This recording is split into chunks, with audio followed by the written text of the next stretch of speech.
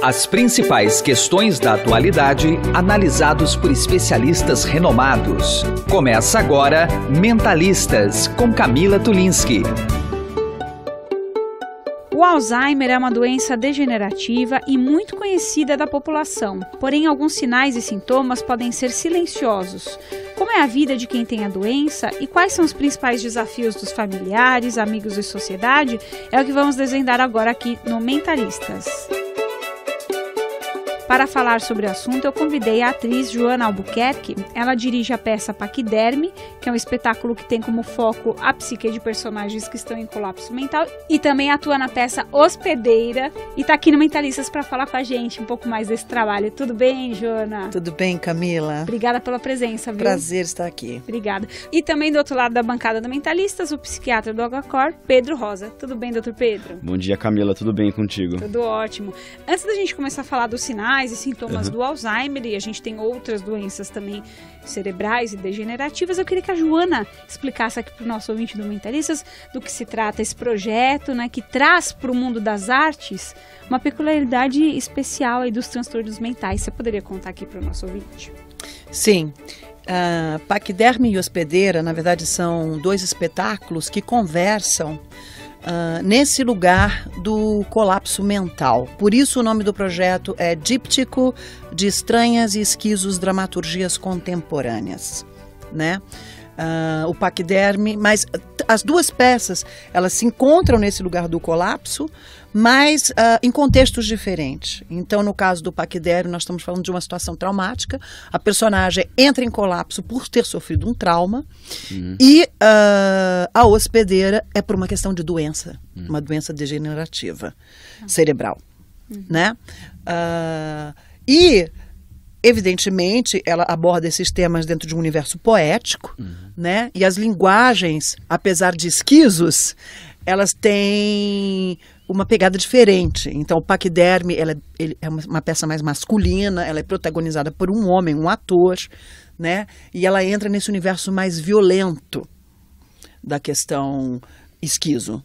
Já a Hospedeira é uma peça mais aquática, mais feminina, tem até umas pitadas de comédia e de glamour, porque a personagem, ela remonta os anos dourados, os anos 40, 50, né? E tem toda essa questão da memória, né? A minha mãe costumava dizer que a velhice é um Fusca com farol virado para trás.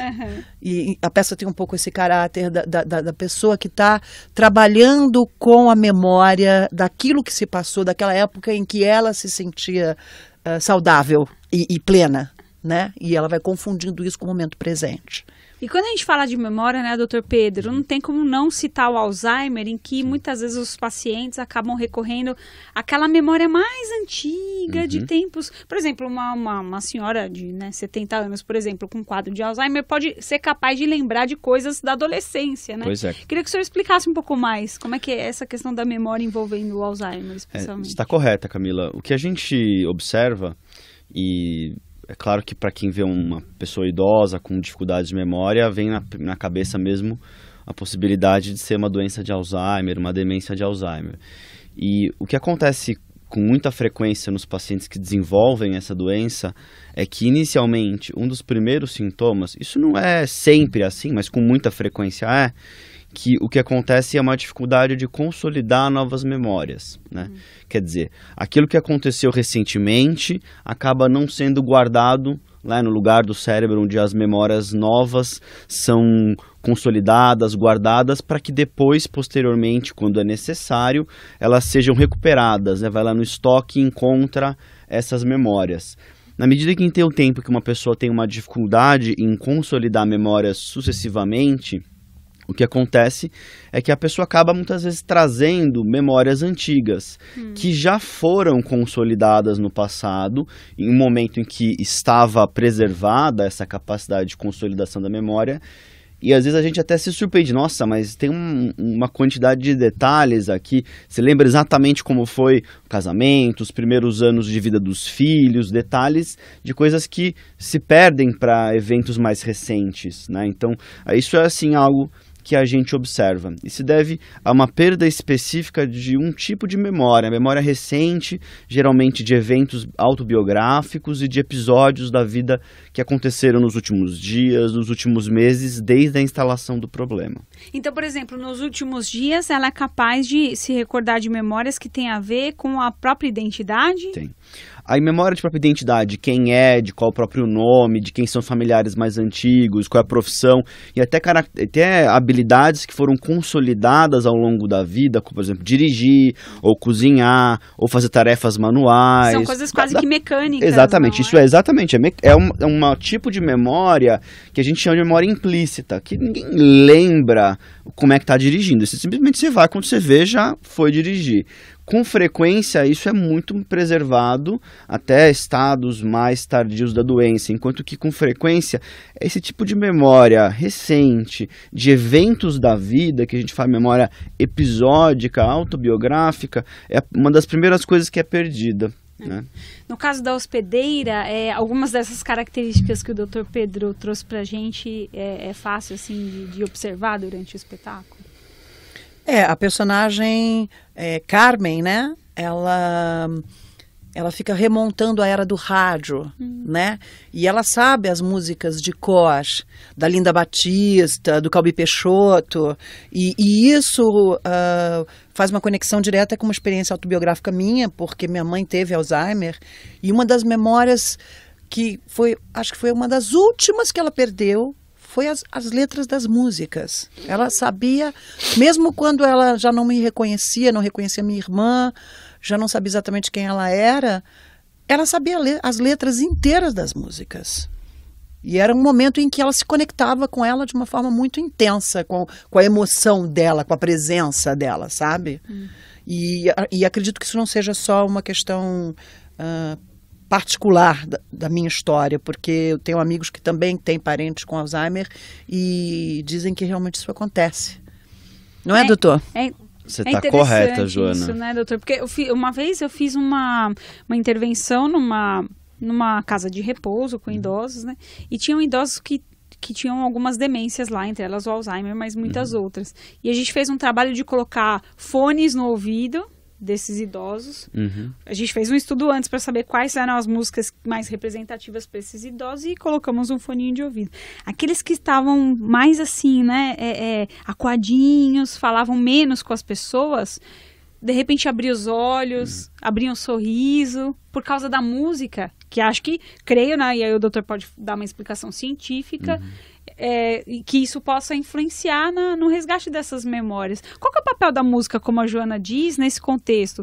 Usando a sua mãe como exemplo, né, Joana? Ela acabou lembrando por mais tempo de algumas canções que ela ouvia do que de outras questões que envolviam a identidade dela. Mas música também não compõe a nossa identidade, de certa forma. Compõe com certeza nossos gostos, né? Daquilo que pra gente é familiar, daquilo que a gente aprendeu a apreciar ao longo da vida. O que a gente sabe é que, infelizmente, além das questões cognitivas, de memória, atenção, os pacientes com Alzheimer, eles sofrem muito de sintomas depressivos, de sintomas ansiosos, de irritabilidade, de agressividade, né? Isso faz parte do quadro clínico e isso oferece não só um sofrimento grande para o próprio paciente, quem tem a doença, mas também para os seus familiares, para aqueles que cuidam da pessoa. E nessas situações a gente sempre acaba observando isso. A observação, a Joana está certa em dizer que não é uma coisa só particular dela, mas que a gente observa em vários pacientes e os familiares acabam também por vezes aprendendo em como que dá para melhorar a situação, a qualidade de vida da pessoa, como é que atenua sintomas depressivos, de isolamento, de desânimo ou de irritabilidade com elementos antigos que para o paciente é familiar. Né? Então, um exemplo aí entra com certeza a música, né? É claro que aí a música vai ser a que o paciente gosta, cada um tem um gosto diferente, mas aquilo que é familiar pode trazer momentos de calma em situações que são muito difíceis que os familiares acabam enfrentando, né? Ajuda a vencer alguns dos desafios de quem tem doença de Alzheimer. Então a gente até recomenda mesmo, né? Uma recomendação médica. E isso às vezes a gente vê que inclusive pode atenuar, precisa de um calmante, precisa de um remédio para melhorar o comportamento, porque está sendo muito disruptivo para a própria pessoa ou para o próprio familiar, ajuda em tarefas, coisas cotidianas, bom, precisa tomar banho, precisa dormir, né? Todo mundo precisa se alimentar, e esses momentos de calmaria muitas vezes são obtidos de que se traga para a pessoa aspectos familiares, né? E música é uma coisa familiar e está lá preservada, é verdade, sim, as letras, a memória musical está lá preservada até estadios mais avançados da doença.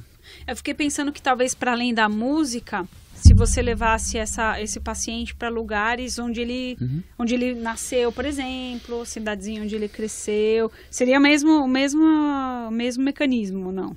Eventualmente sim, né? A gente costuma recomendar sempre que dentro do possível, claro, a gente sabe que nem sempre é viável, que a pessoa permaneça no ambiente familiar, na própria residência, que tenha contato com pessoas que conhece, né? Então isso faz bastante diferença, né?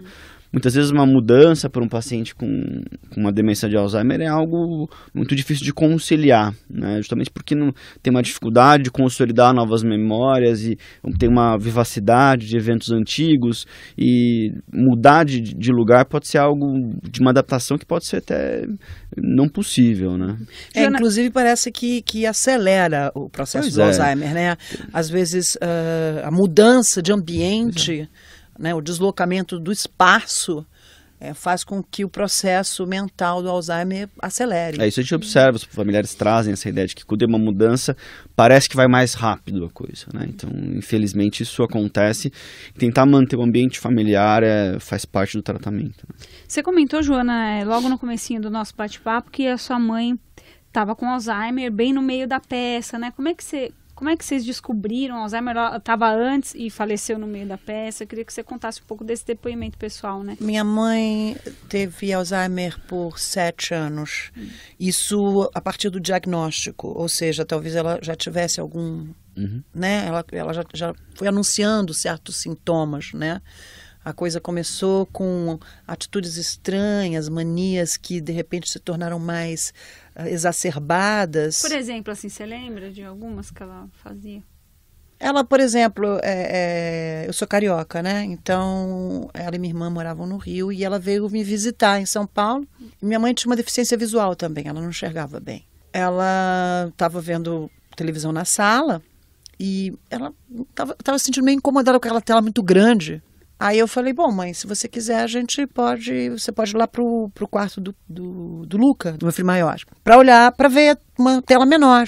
Aí ela foi, ficou vendo a tela menor e começou a reclamar do áudio. Aí eu falei, bom, se você quiser, mamãe, tem a TV lá do quarto de serviço, que ela é bem pequenininha, ela tem um áudio ótimo. Se você preferir, a gente pode testar. Ah, tudo bem, foi. Depois, passou algumas horas, ela falou assim, você me colocou no quarto de serviço. Minha mãe tinha uma coisa muito autoritária, né? E aí ela se trancou no quarto do meu filho e ficou 2 dias no escuro para me torturar. Eu achei aquilo muito estranho. E ela depois voltou para o Rio, falou mal de mim para minha irmã e ficou 3 meses sem falar comigo. E aí as coisas foram se anunciando. Ela gostava de se trancar. A porta da nossa casa era de ferro. Para vocês terem uma ideia, tinha umas 7 trancas. Ela começou a trancar os corredores, o quarto. Ela chegou num estado que ela se trancava, escondia a chave, depois não achava mais a chave. Então teve um episódio exemplar que nós tivemos que destruir um cadeado da janela para ela conseguir sair para o terraço, porque ela tinha se trancado e não sabia onde tinha enfiado a chave. E ai de nós se falassem que foi ela que provocou a situação. Imagina, lógico que não fui eu, né? Isso é um outro sinal do Alzheimer, de não assumir que foi ela que cometeu a coisa, né? Foi ela que se colocou naquele lugar desconfortável. Então, esse foi um outro sinal, né? A repetição, né? De repente começa a perguntar as mesmas coisas muito continuamente. Isso também é um sinal bem evidente. E por aí vai, né, doutor? Pois é. O que a gente sabe é que, como eu falei, a gente não tem só questões de memória, né? Então, alterações comportamentais, mudanças de personalidade, maneiras pouco usuais de tentar resolver problemas, né? Se trancando em lugares, isso é algo que chama atenção também. Acho riquíssimo você trazer esse exemplo, Joana, de uma mudança de temperamento, de personalidade abrupta, porque no senso comum é mais assim, a pessoa começou a ficar esquecida, é Alzheimer. Mas e se ela mudou o comportamento, é o quê então, né? Então a Joana trazendo esse exemplo já ilustra bem que outros sinais a gente tem que ficar atento, né? Com certeza absoluta, né? A gente sabe que muitas vezes o Alzheimer começa com um quadro depressivo. Né? Então a gente sabe não quer sair de casa. Pois ou está desanimado, não tem mais prazer com atividades cotidianas, ou não tem insônia, não se alimenta, né? Isolamento social. Muitas vezes começa dessa maneira e depois acaba, se depois de uma investigação, até de um tempo, uma confirmação também de um diagnóstico de demência de Alzheimer. Né? Então isso aí traz uma clareza para nós que depressão na terceira idade é algo que é muito subtratado, é muito pouco identificado e que a gente tem que sempre ficar de olho, porque isso compromete muito a qualidade de vida dos idosos, né? Tem uma coisa que eu acho importante mencionar, porque teve uma época, porque o Alzheimer tem essa fase do diagnóstico, né? E depois tem essa fase do paciente, alguns são conscientes que tem a doença, outros não são. No caso da minha mãe tinha horror a essa doença e minha irmã optou por ela não saber, né, que tinha a doença. Mas ela sentia, ela percebia que as coisas estavam escorregando da mão dela, né? E aí vem a revolta, né? Vem a revolta de você não conseguir administrar a sua própria existência, a sua própria memória, as suas próprias ações. Então, tem um momento também de esconder, né? De não tentar fingir que está tudo bem. E depois tem um momento de realmente de revolta. Esse momento, que talvez seja um dos momentos mais violentos, né? Que, na verdade, é uma violência para a própria pessoa e, consequentemente, ela acaba externando essa violência com os outros, né? É um momento muito delicado que a gente deve ter bastante atenção, porque muitas vezes é nesse momento que as famílias não suportam e resolvem pensar na internação. Mas eu posso falar, por experiência própria, que é uma questão de ajuste da medicação. A medicação precisa ser ajustada e ela leva um tempo para se ajustar, e mesmo depois que ela se ajusta, ela não é uma coisa estanque. Então, assim, ela pode ficar justa por um certo período e depois ela precisa se readequar constantemente. Às vezes o paciente também começa a ter um sinal de irritabilidade porque ele não está conseguindo dizer que não está bem fisicamente. Às vezes é uma questão de uma infecção. Acontece muito infecção urinária, por exemplo, em idosos, e eles não conseguem dizer o que está acontecendo e eles começam a ficar com um comportamento estranho, a não dormir, a não comer direito, a ficar irritados. E, na verdade, é um sinal de que algo estranho está ocorrendo. Exatamente. O que a gente identifica é que os pacientes com frequência no começo, quando tem um Alzheimer inicial, eles conseguem perceber que tem alguma coisa acontecendo de errado, e é um momento, ou quando começa com um sintoma cognitivo, que ainda às vezes não caracteriza uma demência de Alzheimer, mas a gente coloca um termo de comprometimento cognitivo leve para algumas pessoas, em que é uma oportunidade para que se discuta com a equipe de saúde, com os profissionais envolvidos no cuidado do paciente e também com os familiares, o que o paciente quer para ele nos próximos anos, o que ele espera dessa fase da vida dele. Isso é muito relevante, porque permite que as pessoas se planejem, né? E permite uma adaptação da família. Em seguida, o que a gente vê são pessoas que, infelizmente, sim, podem ter reações bastante difíceis diante dessa percepção, como você descreveu, Joana, de sentir que as coisas estão se esvaindo e estão perdendo o controle do próprio cuidado, né? Então, e aí, claro, começam, e ao longo do tempo, necessidades adicionais de cuidado para atividades de vida diária que precisam ser, ali tem alguém para auxiliar, e com orientação de profissionais costuma ser um fardo, uma maneira dos familiares lidarem com isso sem que eles acabem também ficando doentes, que é uma coisa que a gente observa, né, de depressão de cuidadores, de estresse de cuidadores, que por sua vez acaba pegando muito para os pacientes também. Então, os profissionais sempre devem ter um olhar também para os cuidadores, né, de como que eles estão conseguindo cuidar deles e também cuidar dos outros aspectos da própria vida e também do paciente, né. Como você também mencionou, existem medicações para isso, né? Além é sempre importante a gente frisar das orientações não farmacológicas, em primeiro lugar, mas existem algumas medicações que podem ajudar em determinados grupos de sintomas, em pacientes com demência de Alzheimer ou com outras demências, que elas devem visar uma melhora de qualidade de vida da pessoa e sempre seguindo orientações gerais de prescrição de psicofármacos para idosos, que é algo que pode sim ter efeitos colaterais, mas a gente sempre, na medida em que usa corretamente, isso é minimizado, visando que os pacientes tenham mais qualidade de vida, né? Perdão, mas é importante frisar que quando eu falei do ajuste do remédio, não significa entupir o paciente de remédios, porque isso é péssimo, né? Quando você vê assim a pessoa com aquela lista de remédios, o idoso toma 12 remédios por dia, não é bom. Não é bom. Tem que entrar no processo de desintoxicação para chegar na medicação certa, que às vezes é 1, 2 remédios só. A gente sabe que tem pessoas que têm uma série de doenças, né? Então, às vezes, 12 remédios é uma prescrição muito bem feita e muito bem colocada. Se a pessoa tem hipertensão, diabetes, colesterol alto e tem o Alzheimer, às vezes a prescrição ela é extensa dessa maneira. Mas eu concordo com você que eu já vi prescrições que você fala, pelo amor de Deus, aqui dá para tirar metade. Vamos fazer isso e aí melhora. Então a gente também vê por esse lado.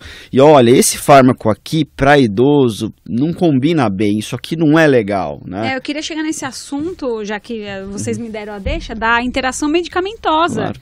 Porque será que um medicamento, levando em conta que o paciente tem 12 medicamentos para tomar, né, e tem o Alzheimer, será que uma hora não vai anular o efeito do outro? Queria que o senhor falasse sobre o efeito dessa interação medicamentosa. Ou anular ou gerar um efeito colateral outro. Uma prescrição com 12 itens é praticamente impossível não ter interação farmacológica.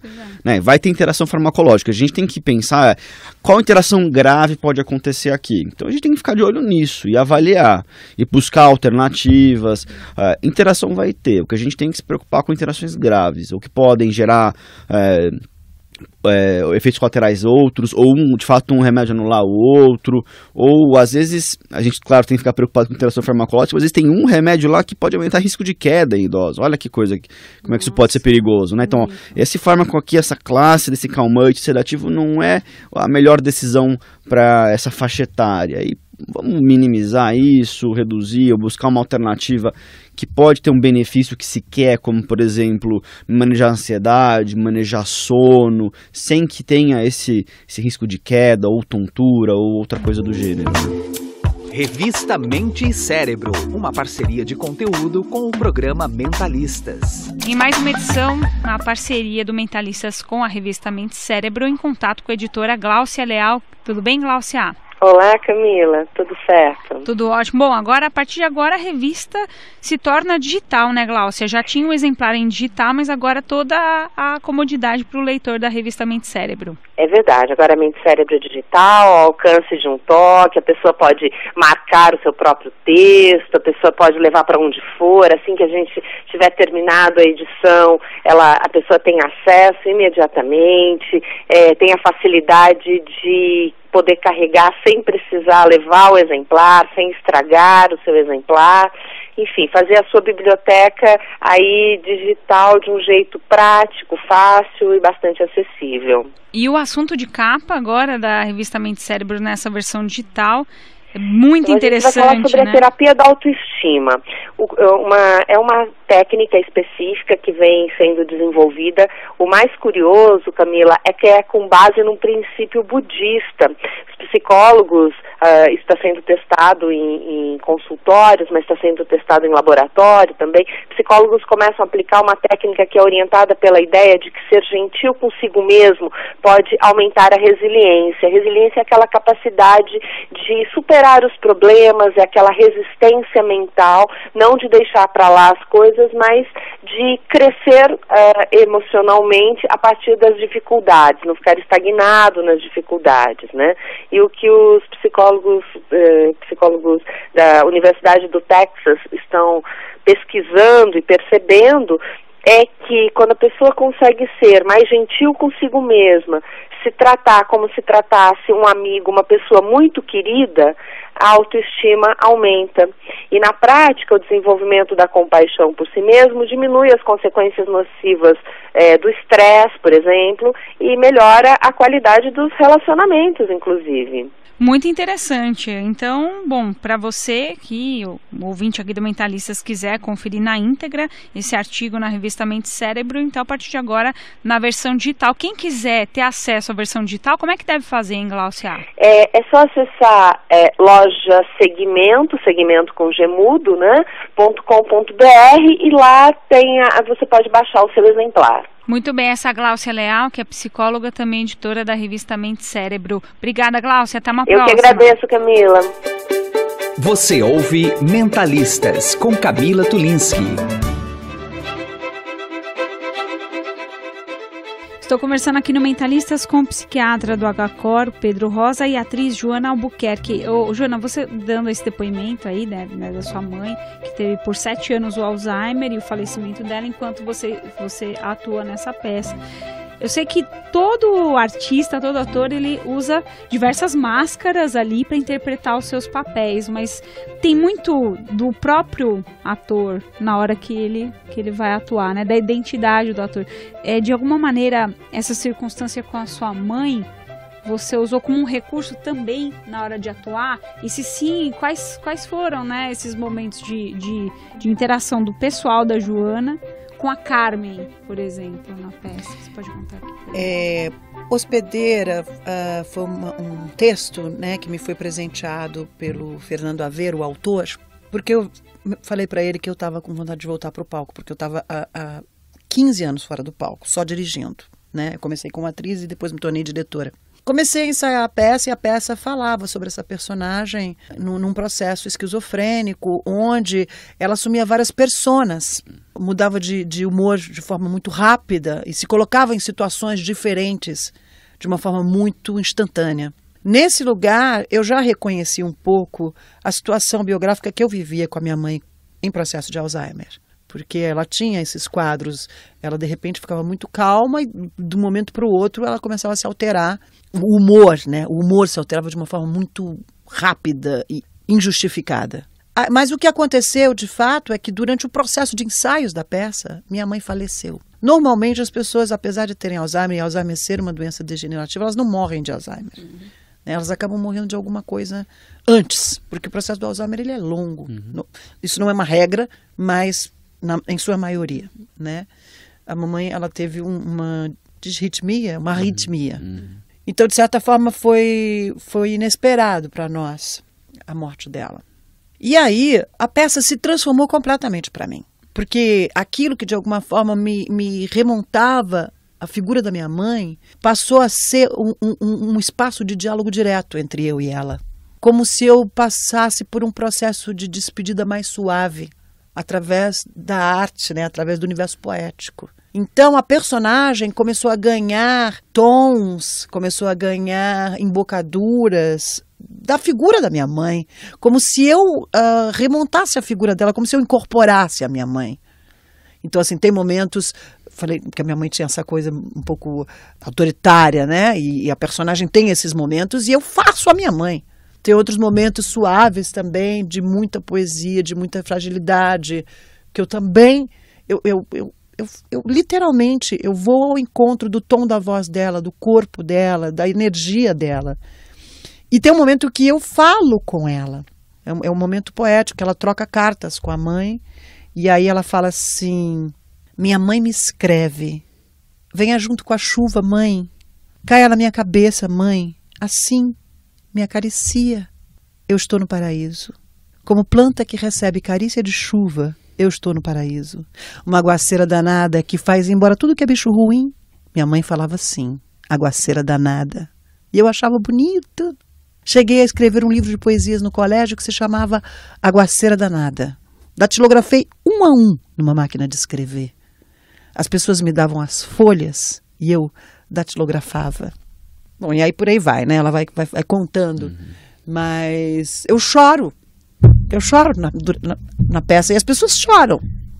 Porque elas percebem essa emoção dessa conversa E essa imagem da mãe que chove por sobre a filha também é muito bonito, né? E minha mãe chove em mim, sempre. Depois da morte dela. Depois da morte da minha mãe, e meu sogro também faleceu de Parkinson esse ano, eu fiquei com uma sensação de que os vivos e os mortos eles estão num diálogo direto. Porque nós carregamos os nossos pais em nós, né? Não somente nas nossas memórias, mas na nossa personalidade, naquilo que a gente reproduz como modelo, e mesmo naquilo que a gente busca evitar, porque a gente não curtia neles, mas que de repente começa a se anunciar e a gente fala, ai meu Deus, estou me comportando igualzinho a minha mãe. Ainda né? que às vezes você tem esse insight, porque tem gente que não tem, né? Pois é, então. E acho que ela me protege. Eu acho que ela vela por mim. De alguma forma, eu comecei a ficar com mais sorte. Falei, é ela lá que está trabalhando lá em cima por mim. Que maneira interessante, né, doutor, de Deu elaborar vontade de o assistir luto, a peça, não é? né? Eu Claro. acho exatamente isso que eu pensei. E Uma para a maneira... elaboração do luto, eu acho que é incrível essa experiência, Exatamente, né? pensei uma elaboração do luto muito, muito interessante, esse exercício psicodramático, assim, e deu interesse para assistir a peça. Sim, não, a gente vai recomendar daqui a pouquinho, que já estamos quase na reta final do programa, quero toda a ficha técnica para o nosso ouvinte do Mentalistas, mas antes, a Joana trouxe todo esse depoimento, a gente está falando de Alzheimer, mas tem outras doenças degenerativas também, doutor. Essas doenças têm cura? Se não, qual é o melhor cenário para a gente garantir uma qualidade de vida, afinal de contas, para esses pacientes que muitas vezes ficam anos convivendo com a doença, né? Alzheimer é uma doença degenerativa, como toda demência é, né? Mas existem outras demências, como demência vascular, que é causada por infartos cerebrais, né, por derrames, AVCs, mas existe também a demência associada à doença de Parkinson. A própria doença de Parkinson é uma demência degenerativa, existe demência frontotemporal, enfim, várias delas, né? As causas de demências que são reversíveis, geralmente são demências que são causadas, por exemplo, por deficiências vitamínicas. Como uma inflamação, infecção, algo assim. Geralmente deficiências vitamínicas, ou uma demência que tem um tratamento cirúrgico, hidrocefaleia de pressão normal. Isso só para dizer que, inicialmente, quando a gente está diante de um paciente com perdas cognitivas, a gente vai fazer uma investigação.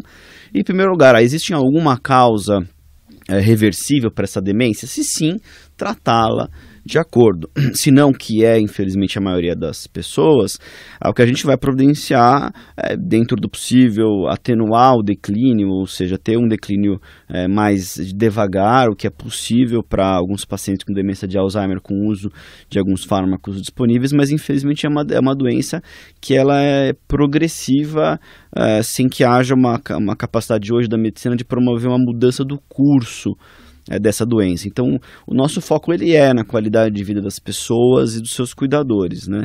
Então, um diagnóstico precoce, em que aí seja trabalhado as demandas do paciente, que o paciente deseja para essa fase da vida dele, que seja conversado com os familiares e que você tenha uma maneira de construir uma rotina com uma boa qualidade de vida e atenuar questões de sono, questões de alimentação, etc. Uma pergunta que geralmente costumam se fazer, bom, o que dá para fazer para também essa pessoa, além da questão farmacológica, o que pode ser feito para essa demência ela ser progredir um pouco mais lentamente, ou quem sabe os familiares acabam perguntando, mas o que eu posso fazer hoje, quando eu tenho aqui meus 50 anos, para não ter uma demência que os meus filhos que estão com 20, estão com 15 podem fazer, né? O que a gente sabe, ter qualidade de vida é fundamental, em termos de você ter amizades, de você ter uma profissão que é gratificante para você, de você sim cuidar da sua própria saúde com atividade física regular, e ter uma dieta que seja uma dieta com legumes, verduras, e ter uma dieta que a gente tem um nome para ela, dieta mediterrânea, com óleos graxos derivados de vegetais, de peixes, e não precisa ser vegetariano, pode ser uma dieta com menos carne vermelha. Isso tem evidência que é algo que faz uma diferença para a cognição a longo prazo, mas também é algo que acaba sendo muito importante, é evitar, quando houver, tratar de acordo questões cardíacas, ou questões metabólicas como colesterol alto, diabetes, hipertensão. Tratar isso com bastante afinco, bastante rigor, faz uma diferença muito grande para que a gente envelheça com qualidade. O envelhecimento ele é inevitável, ele oferece desafios para todo mundo, mas dá para envelhecer com muita qualidade de vida. E aí acho que esse pode ser algo que todo mundo agora está olhando com atenção e vale a pena se concentrar hoje para envelhecer bem. Sempre quando falavam para mim sobre o Alzheimer, diziam que era uma doença degenerativa e que era como se fosse uma ladeira que fosse descendo abaixo. Depois que eu comecei a conviver com a doença, eu percebi que essa linha descendente, junto com ela, vinha uma outra linha em círculos, que apesar de ser um caminho descendente, essa linha em círculos fazia com que o paciente, a minha mãe, ela tivesse processos de queda e processos de calma. E isso passou a ser uma regra, de certa forma. Então, tinha momentos, esse ciclo, não sei se durava uns 3 meses, 4. Dentro desse período de 3, 4 meses, tem uma época que ela estava mais incomodada, mais dormindo mal, comendo mal, e um outro momento em que isso se acalmava e a vida passava a ser mais suave. Isso nunca ninguém tinha me falado, mas eu vivi isso experiencialmente. A outra coisa, acho super importante, se o paciente tem um neurologista e um geriatra, que exista um diálogo entre esses 2 médicos, para que isso exista uma visão geral a respeito, porque às vezes fica uma coisa, né, informações batendo, isso é importante que exista esse diálogo. Por último, o que eu queria dizer é que, mais do que qualquer outra medicação, o amor é fundamental. O paciente de Alzheimer, principalmente quando ele é um parente, tem momentos que a gente fica irritado mesmo, tem momentos que a gente fica mal, a gente fica triste, a gente fica cansado, né? Mas a gente tem que ter a fé e a certeza de que é importante poupar essa pessoa que já sofre de uma doença tão cruel como é o Alzheimer, né? Essa sensação realmente de você não ter mais o domínio sobre si mesmo é algo que realmente deve ser muito angustiante para quem está vivendo. E a gente tem que descobrir esse lugar da generosidade, da paciência. Mas eu vou dizer, do momento em que minha mãe já não me reconhecia mais, onde ela começou a perder até a capacidade de falar, as palavras começaram a perder o sentido para ela começou até a inventar palavras, porque ela já não sabia mais falar. A gente conseguia se encontrar nesse lugar do afeto, de uma mão que se encontra, num abraço, cantando uma música, que ela até perdia a letra, mas que sabia a melodia, né? Num banho de sol, sabe? Isso não tem preço. Não tem preço. É uma coisa que realmente acalenta o coração, tanto dos nossos parentes que sofrem, quanto de nós que somos os cuidadores. Puxa, infelizmente a gente está no fim do programa, mas eu queria que você desse o serviço aqui para o nosso ouvinte do Mentalistas, Joana. Quem quer conhecer a Carmen de perto, como é que faz, né? Conta aqui. Bom, Hospedeira e Paquiderme, né? Essa dupla de peças, elas estão acontecendo num teatrinho muito simpático e ainda um pouco conhecido ali na Barra Funda, que é o Centro Compartilhado de Criação, vulgo CCC, que está na rua Brigadeiro Galvão 1010, que é aquela rua meio paralela a São João, mas ela está a 20 metros da Avenida Pacaembu, porque ela é a última quadra da Avenida Pacaembu, da Brigadeiro Galvão. Então, é muito fácil de acessar esse espaço. E nós estamos fazendo as segundas e terças, sendo que as segundas começa com o Paquiderme às 8 e às 9h30 é a Hospedeira, e às terças-feiras a Hospedeira é às 8 e o Paquiderme é às 21h30. Nós estamos em cartaz até o dia 12 de dezembro, os ingressos são bem acessíveis e se você optar por assistir as 2 peças no mesmo dia, você também sofre um desconto. Sofre não, né? Comemora o desconto. Comemora um desconto. Né? Que ótimo. Não, a gente faz esse convite, sem dúvida alguma, para o nosso ouvinte do Mentalista, já aproveitando para agradecer a participação da atriz Joana Albuquerque. Obrigada, viu, Joana? Parabéns pelo seu trabalho, viu? Obrigada a vocês por a oportunidade de estar aqui. E do outro lado aqui da bancada, o psiquiatra do HCOR, Pedro Rosa. Obrigada pela presença, doutor Pedro. Obrigado pelo convite, Camila, e obrigado pelas palavras, Joana. Obrigada a você, doutor. O Mentalistas desta semana, na versão podcast, fica por aqui, mas você pode ouvir esta e todas as outras edições no nosso site estadão.com.br. A apresentação e produção do Mentalistas é minha, Camila Tulinski, o editor de jornalismo do Grupo Estado, João Fábio Caminoto. Até uma próxima. Você ouviu Mentalistas com Camila Tulinski.